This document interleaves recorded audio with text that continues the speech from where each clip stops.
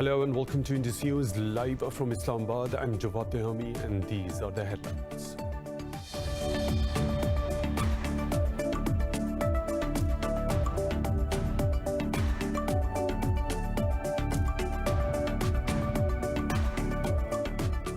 Pakistan's President Arif Alvi says stakeholders of intra-Afghan talks must remain vigilant against peace spoilers.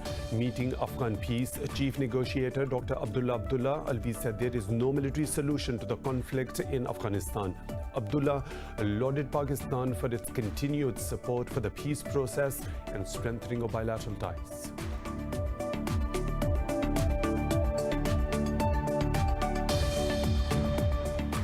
In India, a special court has acquitted all 32 accused, including leaders of the ruling BJP, in the BABRI mosque demolition case. The court said demolition of the mosque was not pre-planned. Hindu mobs razed the centuries-old mosque in Ayodhya on the 6th of December 1992, triggering riots that killed some 2,000 people.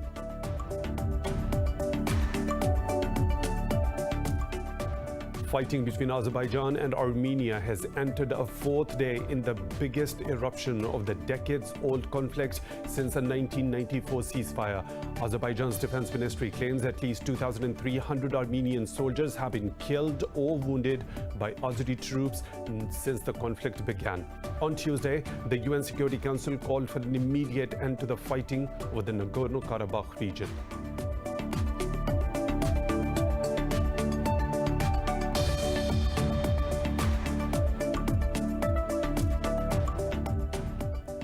The US says it has blacklisted 13 entities and 6 individuals in a fresh round of sanctions aimed at cutting off revenue for war-torn Syria. In a statement, the Treasury Department said the sanctions target key enablers of President Bashar al-Assad's government. Washington aims to push Damascus back to the UN-led negotiations and broker an end to the country's nearly decade-long war.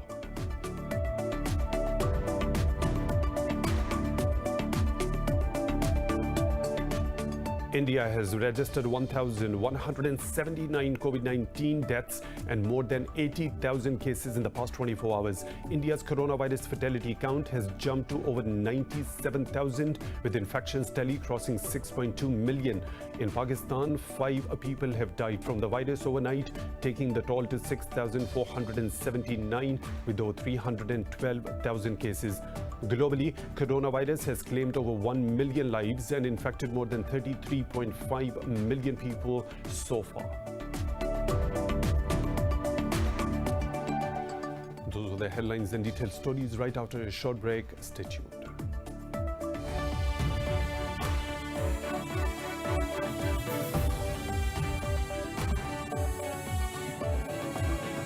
Welcome back, and now for the news in detail. Pakistan's President Arif Alvi says stakeholders of the intra-Afghan talks must remain vigilant against peace spoilers. Meeting Afghan peace chief negotiator Dr. Abdullah, Alvi said there is no military solution to the conflict in Afghanistan. He said that the Afghan leadership must seize this historic opportunity to work together constructively. The president said that peace in Afghanistan is essential for both the countries as well as the region. Abdullah lauded Pakistan for its continued support for the peace process and strengthening of bilateral ties. Earlier, he held meetings with Prime Minister Imran Khan and Foreign Minister Shah Mahmood Qureshi. The US Special Envoy for Afghanistan, Zalmay Khalilzad, is headed back to Doha to try and break the deadlock in the intra-Afghan negotiations. In a tweet, Khalilzad said the Afghan people and the international community are watching closely and expect the negotiations to make progress. He said increased regional connectivity, trade and development will follow once peace prevails in Afghanistan. The US envoy said the intra-Afghan talks are to finalize a roadmap for Afghanistan's political future and a permanent and comprehensive ceasefire. Meanwhile, the Taliban said the dialogue hit a snag after Kabul refused to acknowledge the Doha Pact as the base document of the intra-Afghan talks. In India, a special court has acquitted all 32 accused, including leaders of the ruling BJP, in the BABRI mosque demolition case. The court said demolition of the mosque was not pre-planned. The accused on trial included former Deputy Prime Minister L.K. Advani, former Uttar Pradesh Chief Minister Kalyan Singh, and other BJP leaders. The court said there is no conclusive proof against the accused. It said the court could not determine the authenticity of audio and video submitted by the investigation agency CBI. Meanwhile, the All India Muslim Personal Law Board says it will appeal the verdict in the High Court. Hindu mobs razed the centuries-old mosque in Ayodhya on the 6th of December 1992, triggering riots that killed some 2,000 people. Pakistan says it strongly condemns a shameful acquittal of those responsible for demolishing the historic mosque. In a statement, Foreign Office said the ruling is yet another manifestation of the pliant judiciary under the extremist BJP RSS regime. In India, widespread protests have broken out after police cremated a Dalit gang rape victim. Brother of the victim said the police forced them to cremate the body without autopsy and medical legal procedures. Police and district administration deny the charges and said the victim was cremated after the consent of her family members. A 19-year-old Dalit woman died after she was gang raped by 4 upper caste men, sparking outrage in the country. The protesters blocked the roads for hours, chanting, "Hang the rapists." The incident took place on the 14th of September in the northern state of Uttar Pradesh. Police told local media that the victim was raped by 4 men in the field in Hathras district. The Human Rights Watch says 15 rights organizations have condemned the Indian government's actions against Amnesty International. In a statement, the watchdog said the international organizations have pledged to continue the support for human rights defenders in India. It said New Delhi's actions are part of its repressive tactics to shut down the critical voices protecting human rights. It said the BJP government has increasingly cracked down on civil society. The watchdog said the Indian government harasses and brings politically motivated cases against human rights defenders. Earlier, Amnesty International announced halting work in the country after the Indian government froze its bank accounts in an act of reprisal. Pakistan's Foreign Minister Shah Mahmood Qureshi has urged the United Nations General Assembly to declare an international day to combat Islamophobia. Speaking virtually at a meeting of the UN Alliance of Civilizations, Qureshi called for criminalizing willful incitement to hate and violence. Qureshi said Islamophobia is unmistakable in the manifestos of far-right and the neo-fascist parties. He said the magnitude of the problems continues to grow, partly by a rise in populism and partly through unregulated social media platforms. He said freedom of expression does not grant the freedom to insult or hurt others. Fighting between Azerbaijan and Armenia has entered a 4th day in the biggest eruption of the decades-old conflict since a 1994 ceasefire. Azerbaijan's defense ministry claims at least 2,300 Armenian soldiers have been killed or wounded by the Azeri troops since the conflict began. BABRI said the Council supports the role of the Organization for Security and Cooperation in Europe and urges both sides to work closely with them. Earlier, in an interview, Azeri President Ilham Aliyev flatly ruled out any possibility of talks, while Armenian Prime Minister Nikol Pashinyan said negotiations cannot take place amid continued fighting. Armenia said fighter jets belonging to Azerbaijan's close ally Turkey had shot down one of its Su-25 warplanes, killing the pilot. Turkey and Azerbaijan have refuted the claim, calling it absolutely untrue. Nearly 100 people, including civilians, have been killed and over 200 wounded since fighting started on Sunday. The International Atomic Energy Agency has inspected the second of Iran's 2 former suspected nuclear sites. In a statement, the agency said it took environmental samples from the inspected site. It said the inspection was done as part of an agreement with Iran to resolve safeguards implementation issues specified by the agency. The IAEA said it has the power to carry out snap inspections anywhere in Iran it deems necessary. These samples and others taken at the first site will be sent to labs and analyzed for traces of nuclear material. British lawmakers have adopted a contentious bill giving ministers the power to breach the Brexit deal with the European Union. The House of Commons passed the Internal Market Bill by 340 votes to 256. The bill is designed to enable goods and services to flow freely across England, Scotland, Wales and Northern Ireland. The legislation will now go to the House of Lords. The EU says the bill can lead to the reimposition of a hard Irish land border, which will violate the terms of the Good Friday Agreement. The bloc says the treaty is meant to guarantee a say over future trade between Northern Ireland and EU member Ireland. A spokesperson for the European Union says the bloc will take Britain to court if the offending clauses are not revoked. US President Donald Trump and his challenger Joe Biden have fiercely clashed in one of the most chaotic and rancorous White House debates in years. During the debate in Ohio, Donald Trump declined to condemn the white supremacists and violent right-wing groups, while Biden called Trump a clown and accused him of stoking racist hatred. What about this first of three debates in this report? The long-awaited battle between Donald Trump and Joe Biden is marked by rancor. They clashed over COVID, crime, healthcare, and even their families. Moderator Chris Wallace never established control of the debate, with Trump repeatedly ignoring his calls to let Biden speak. The president bulldozed his way through the 90-minute debate, trying to go on Biden, claiming that Democrats are trying to steal the November presidential election, declining to condemn white supremacist groups when asked to do so. But are you willing tonight to condemn white supremacists and militia groups and to say that they need to stand down and not add to the violence in a number of these cities, as we saw in Kenosha and as we've seen in Portland? Sure, are you I'm prepared willing to do specifically that, do it? Well, go ahead, sir. I would say almost everything I see is from the left wing, not from the right wing. So what are you saying? I'm willing to do anything. I want to see peace. Then do it. The former vice president called Trump a racist as they clashed over Black Lives Matter protest.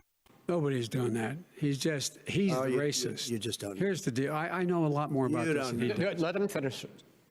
The fact is that there is racial insensitivity. People have to be made aware of what other people feel like, what insults them, what is demeaning to them. It's important that people know. In a fiery exchange over healthcare, Biden called Trump totally irresponsible on managing COVID-19 and said the president is only worried about masks in the interest of protecting his own health, not others. The fact is that everything he's saying so far is simply a lie. I'm not here to call out his lies. Everybody knows he's a liar. But you I just want to make sure. Joe, you're the liar. I want to make sure. Graduated last in your class, not first in your class. God, I want to make Mr. sure. President, can you let him finish, sir? No, he doesn't know how to do that. He has, You'd be surprised. You pick You'd be surprised. the wrong guy, the wrong night at the wrong time. Listen.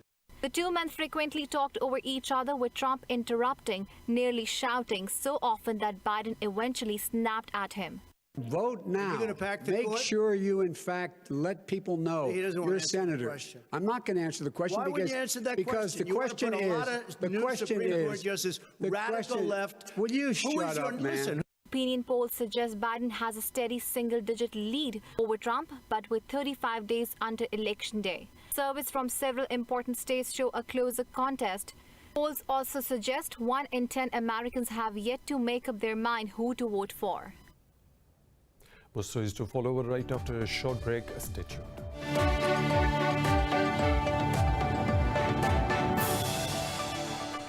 Welcome back. The U.S. says it has blacklisted 13 entities and 6 individuals in a fresh round of sanctions aimed at cutting off revenue for Syria. In a statement, the Treasury Department said the sanctions target key enablers of Bashar al-Assad's government. The Syrian General Intelligence Directorate and the governor of the Central Bank of Syria were among those hit with the curbs. Washington aims to push Damascus back to the UN-led negotiations and broker an end to the country's nearly decade-long war. Russia says its forces have killed more than 133,000 terrorists in Syria over the past 5 years. Defense Minister Sergei Shoigu wrote a special article at the 5th anniversary of the Moscow's military operation in Syria. Shoigu says anti-terrorism operations in Syria have demonstrated the increased capabilities of Russia's armed forces. He said the militants eliminated in Syria include 865 gang leaders as well as 4,500 personnel from former Soviet republics.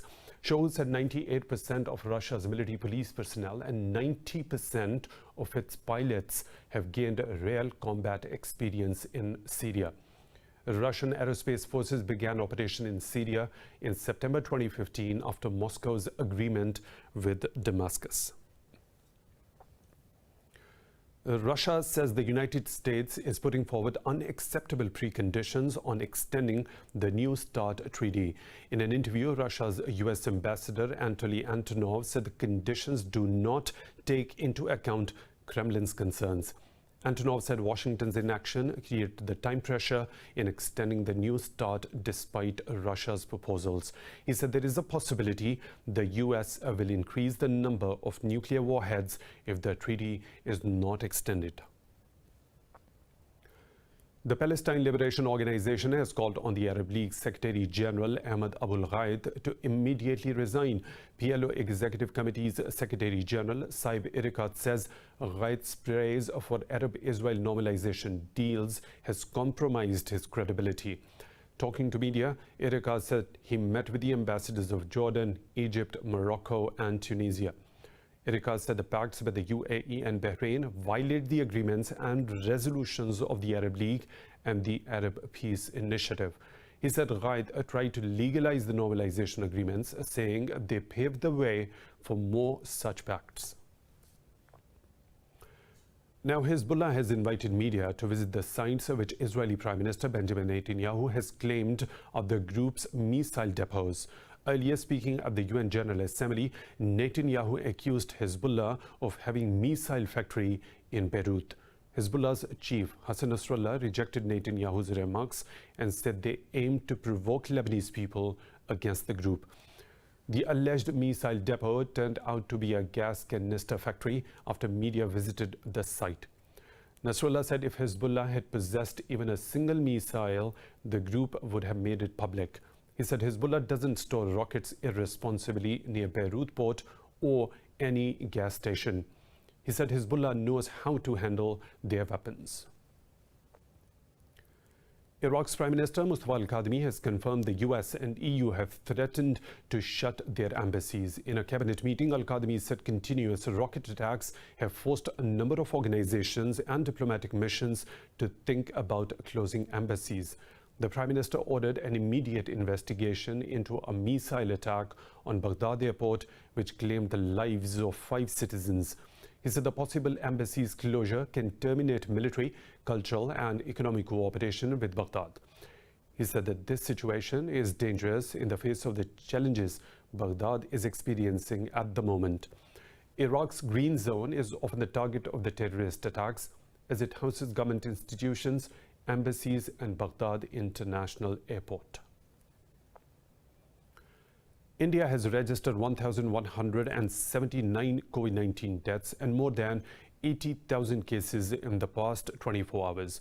Globally, coronavirus has claimed over 1 million lives and infected more than 33.5 million people so far.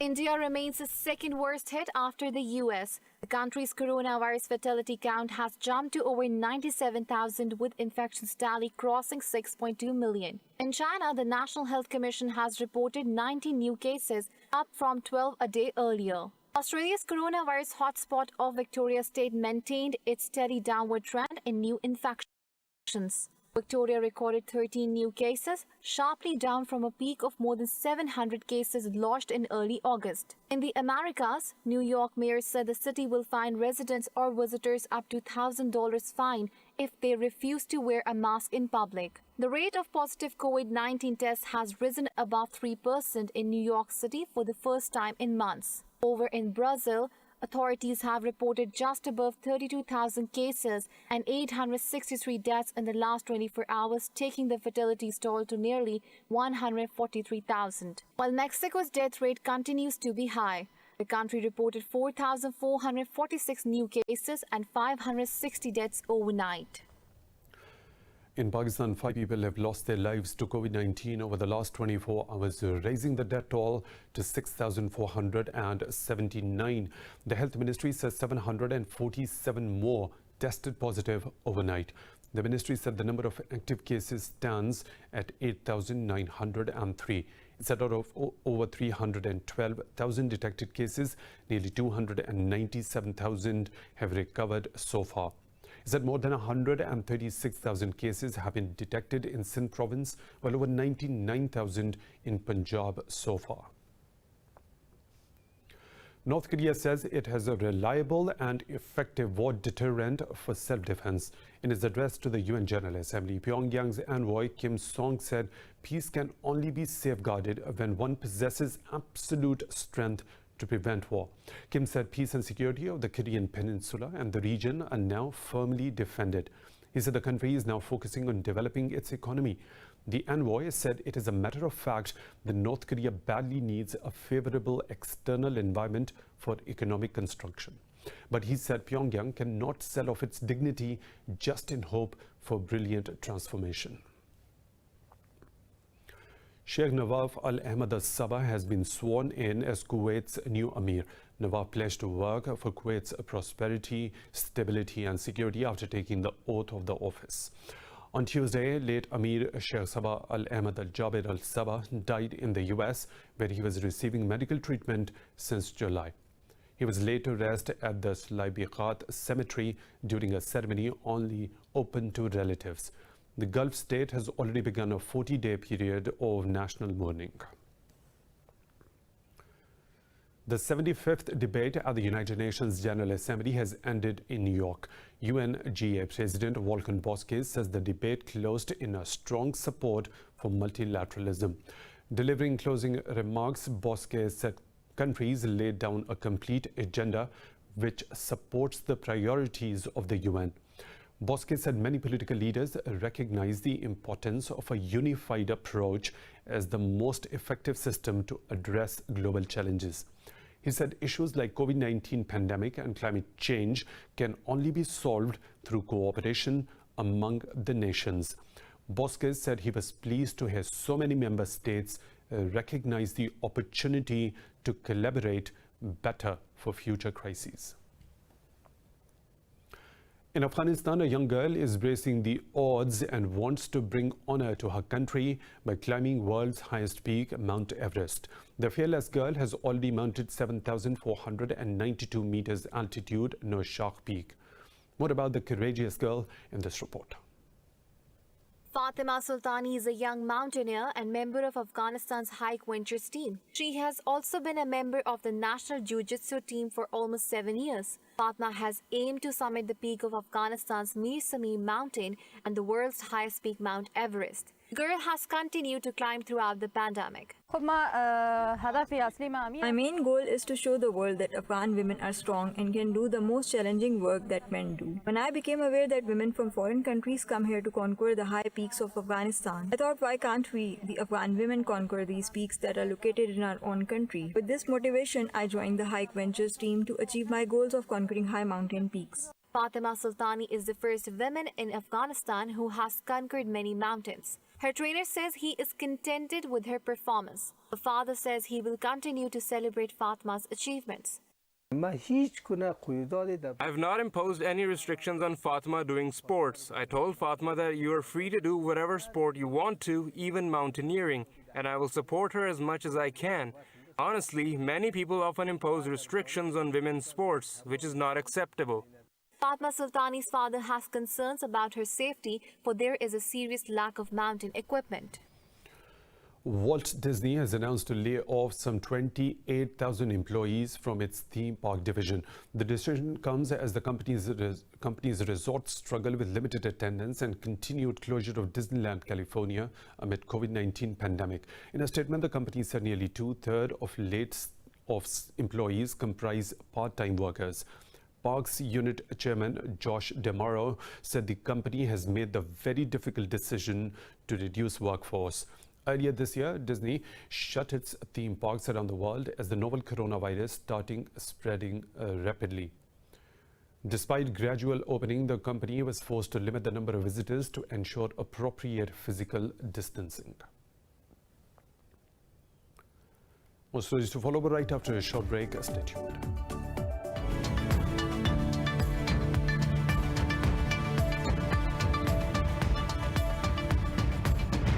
Lows and the highs of the business world now. U.S. stocks have climbed on the last day of September amid rising hopes for further fiscal stimulus. The market is still on track for its first negative month since March. The Dow Jones Industrial Average is trading higher by about 1.5%, while the S&P 500 is trading higher by about over 1%. The Nasdaq Composite Index is also trading higher by about 1%. Meanwhile, oil prices extended losses on worries that rising virus cases will lead to curb demand for fuel. Most European stocks have edged lower as investors are skeptical over the fresh restriction due to the resurgence of the COVID-19 in Western Europe. The pan-European stocks 600 has edged lower, with travel and leisure sector dropping close to 1.5%. London's FTSE is only stock trading marginally over the flat line. Italy's FTSE MIB has slipped fractionally. Frankfurt's DAX and Paris's CAC 40 lost close to 0.5%. Earlier, Asian markets traded mixed. Chinese, Japanese and Australian shares shed, while Hong Kong's Hang Seng and Seoul's Kospi gained marginally. Nokia has signed a deal with Britain's biggest telecoms group, BT, to replace Chinese Huawei as the UK's largest equipment provider for 5G networks. In a statement, BT's CEO said it is critical to make the right technology choices in a fast-moving and competitive market. Nokia's CEO said the two firms have collaborated for over a quarter of a century to deliver best-in-class connectivity to people. Under the deal, Nokia will supply base stations and other network equipment to allow its customers access to the internet.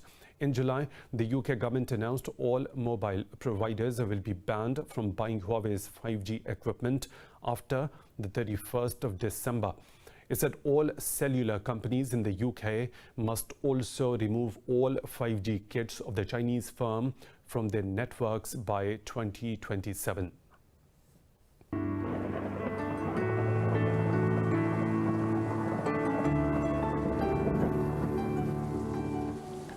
Now the weather situation from around the globe.